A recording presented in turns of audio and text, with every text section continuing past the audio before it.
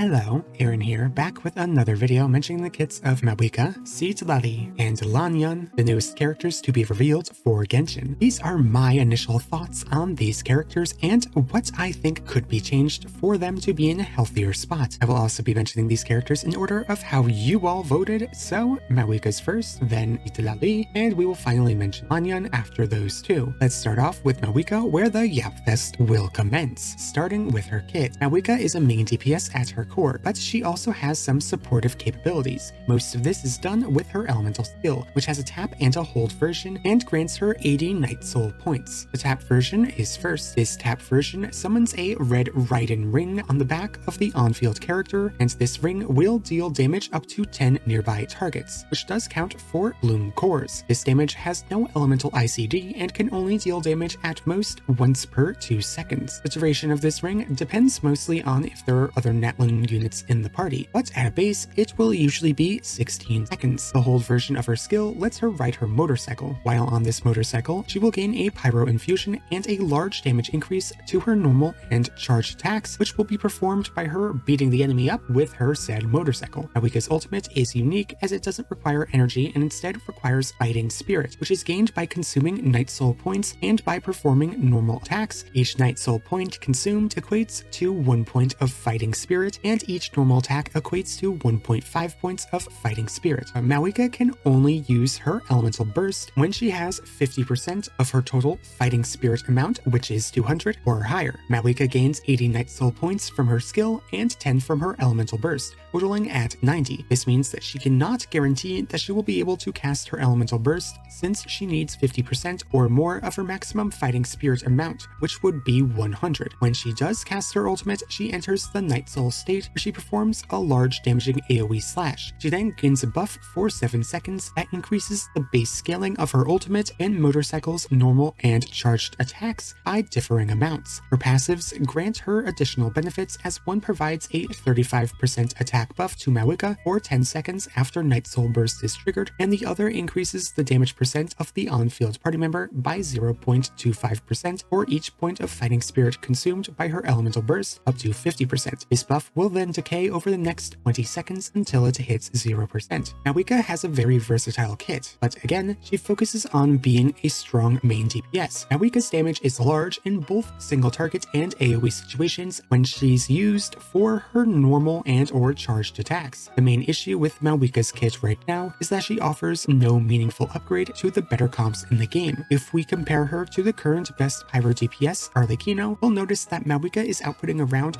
20% more damage in total, which is quite a large upgrade from the current second best DPS in the game. These two are in some of their best vape compositions. This is an issue with Mavuika because this best situation requires her to use her charge attacks, which can only be supported by Furina's automatic all-field Hydro application. If we force these main DPS units to instead use their normal attacks alongside a more free-to-play unit like Xingqiu, we could see that Arlecchino ends up being about just as good as Mavuika because of the loss of Mavuika's charged attacks and the loss of a better Hydro support that Arlecchino could not use before. This means that while she is consistently better than Arlecchino at peak potential, she is no better than Arlecchino if you cannot use her in her best situation. But at peak potential, she is crazy powerful to the point where she can go head-to-head with Neuvillette. Here, she has much larger direct damage than he does, which enables her to significantly out-DPS him in single-target content. However, this team that Mavuika is in has only 2 damage dealers, while Neuvillette has 3. So if we consider team damage output and not just the main DPS units, then Neuvillette would be about just as good as Mavuika. This is not a bad thing though, as her being on par with or better than the 2 best main DPS in the game is a good sign toward her potential as a main DPS. But unlike the other two, Mavuika can also be used as a sub-DPS support who can compete directly with Zhongli, so I will compare these two next. Zhongli is known for her insanely fast pyro application and large damage that comes with the cost of obscene energy issues and a reliance on Bennett or relevance as a sub-DPS. This reliance is both a bane and a boon, as it makes her incapable of dealing damage without Bennett, but when paired with him, she can consistently out-damage the likes of most other sub-DPS, including Mavuika. However, without Bennett, Mavuika takes the cake as the best pyro sub-DPS in the game, though there was basically no competition for that slot. Despite that, Zhongli will usually be the better of the two as a burgeon damage dealer. character. This is due to her fast rate of application, which allows her to deal more burgeon damage overall while supporting her team through the use of the instructor set and Favonian plants. Mavuika is slightly behind Zhongli because of her inability to snapshot most buffs in the game, but more importantly, it's because of her inability to provide a strong and versatile buff to the team. Mavuika can only buff all field damage dealers of the Dendro, Pyro, Hydro, Electro, and Cryo elements using the scroll set, but her Pyro application is usually not wanted for many teams due to it destroying the potential for good reactions, though she will usually only buff a select few, totaling around 19. The off-field units of these are only Emily, Nahida, Fiorina, Rosaria, and Citlali, which is only 5 off-field damage dealers in the entire game. To compare, Fiorina and Shalonin are significantly better at buffing the team, as the former offers a damage percent buff to all damage sources and Hydro application, which is a requirement for most of the teams in the game, while the latter offers damage percent and resistance shred to Geo, Pyro, Hydro, Electro, and Cryo damage, while rarely interrupting elemental auras, making her beneficial even in compositions that wouldn't originally want a Geo character. Mavuika has none of these benefits, as her application is useful to some comps but detrimental to most, and most of her tawdry buff goes to one character while also being too reliant on Natlin units, and somewhat downplaying the strength of Mavuika, but in reality, she is an incredibly powerful on and off-field damage dealer. This is because of her huge scaling and stats, as well as her elemental ICDs, which allows her to vaporize and melt very consistently. However, she relies too much on Fiorina and other Natlin characters for usability, and the only benefit you get from all of this is huge damage. This is unlike all other Archons who offer something that changes the game or changes the way the game feels to play. Archons have always made life easier just by being on your account, with either insane grouping potential, extreme security, easy elemental burst management, constant Dendro auras and reactions, and non-stop healing plus Hydro application. Mavuika breaks this chain, as everything she offers is currently in the game. Pyro main DPS, we got 10. Off-field Pyro applicator, already got 4. Off-field damage dealer, you already get 1 for free just by playing. Damage percent buff to the team and to the on-field party member, Fiorina, Yolan, Shalonin, and Kazuha all exist. Basic mobility, have you seen every other Natlin character? Mavuika is essentially the Archon of oversaturation, as she does not offer anything that anyone else couldn't do. This reduces her pull value pretty drastically in my eyes. What's the point in pulling for Mavuika when she's just going to take the slot of units who are about just as good or better and significantly more versatile? Well, that's easy. It's personal preference. I think the best way to go about making Mavuika worthwhile for not just the Archon collectors or people that really like her to turn that damage percent buff into a flat attack buff like Bennett's. Mavuika can buff team damage percent already with the scroll set, but so can many other characters. These damage percent buffs are phenomenal for those that don't scale well with attack, but they are plentiful, as almost everyone runs around with about 150% damage bonus or more on them at all times. Adding in that extra 50% from a Mavuika's capped passive buff will only increase the total damage of the on-field party member by about 20% or about 10% if they are not a Natlin character, which is about the same damage increase attack scalers would get from Thrilling Tales. For comparison's sake, using Bennett's incredibly rare flat attack buff to buff an attack scaler would increase their damage by between 50 to 80%. This massive damage spike is an issue because those that do scale with attack are always balanced around Bennett. We need another attack buffer, and Mavuika can be just that. I suggest changing her 50% damage bonus buff into a flat attack one similar to, but less than that, of Bennett's. A conversion of 92.5% of her base attack would make her buff equal to a C1 Bennett's when she has her signature weapon and C2, but less beforehand while being less restrictive. This would enable her to be used as a powerful off-field support for the units she was not buffing enough before, while also boosting her significance with most of the units she was already in upgrade to, as well as herself. This change would also push Bennett out as the go-to attack buffing support in the game, while not making him any less powerful, since he also pairs as a defensive support. This then grants other defensive support units more time in the spotlight, since Bennett does not